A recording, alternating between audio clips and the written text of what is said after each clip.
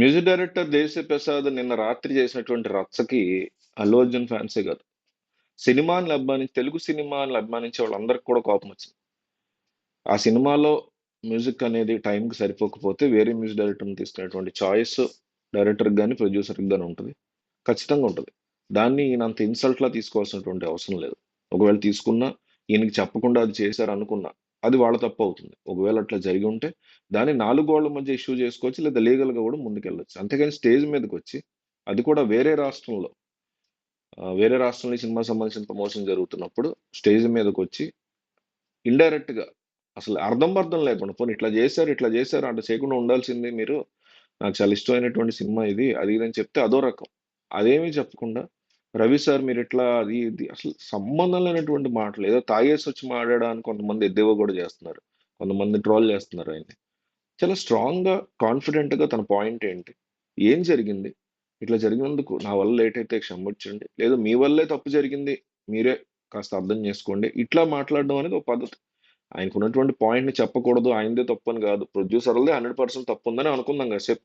అలా ఉన్నప్పుడు కూడా తెర వెనక నాలుగు గోడల మధ్య సెటిల్ చేసినటువంటి మ్యాటర్ వేరే రాష్ట్రంలో జరుగుతున్నటువంటి ఆడియో ఫంక్షన్ లో స్టేజ్ మీదకి ఎక్కి, అది కూడా ఇండైరెక్ట్ గా సంబంధం లేకుండా అవసరం లేనటువంటి టైంలో దాన్ని ఎత్తడం వల్ల ఇప్పుడు ఏం జరిగింది, తమిళనాడు మీడియా ఎప్పుడెప్పుడు ఈ సాంబార్ గాళ్ళు, చాలా మంది కాదు కొంతమంది సాంబార్ గాళ్ళు ఎప్పుడెప్పుడు తెలుగు సినిమాని తొక్కుదామా అని చూస్తుంటారు. వాళ్ళకి ఒక ఆయుధం ఇచ్చినట్టు అయింది.